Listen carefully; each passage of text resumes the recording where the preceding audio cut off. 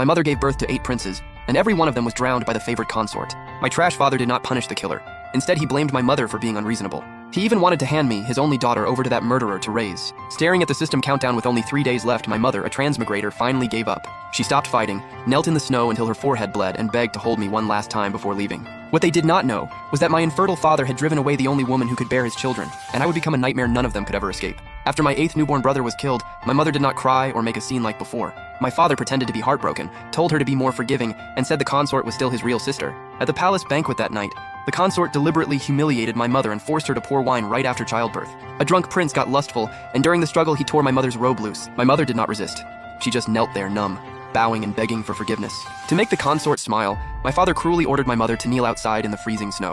I hid in the shadows, watching her turn purple in the cold, and my heart shattered. My mother once told me in secret that she was a transmigrator bound to a luck system. Her mission was to give my infertile father heirs. Now all 9 chances were gone, and she would soon leave this man-eating world behind. After my father half-heartedly finished the banquet, he came back and put on a tender act for my mother. He warmed her frozen hands while blaming her for losing her temper. He even shamelessly promised that the next prince would definitely grow up safe. I gripped the pillar until my knuckles hurt.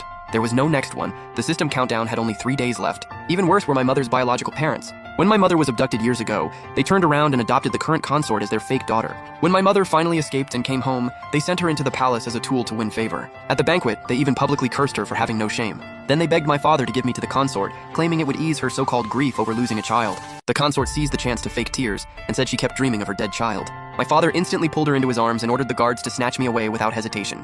My mother completely broke down.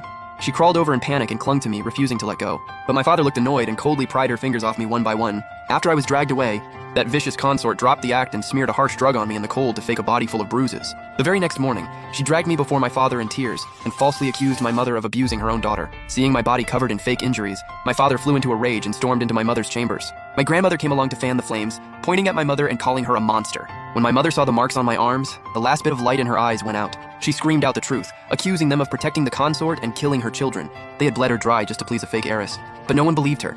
They only thought my mother had lost her mind.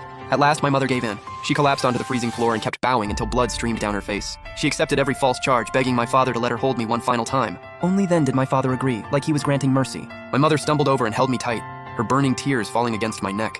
Through sobs, she said the system would not let her take me with her. Feeling her tremble in despair, I gently touched her head. I leaned close to her ear and whispered softly, "Mom, I am not leaving. If my father is an infertile loser, then I am the only rightful heir to this empire. I just wonder whether that mighty father of mine, and all those blood-sucking monsters, will still be smiling once my mother is gone, and the whole court learns the truth about his infertility."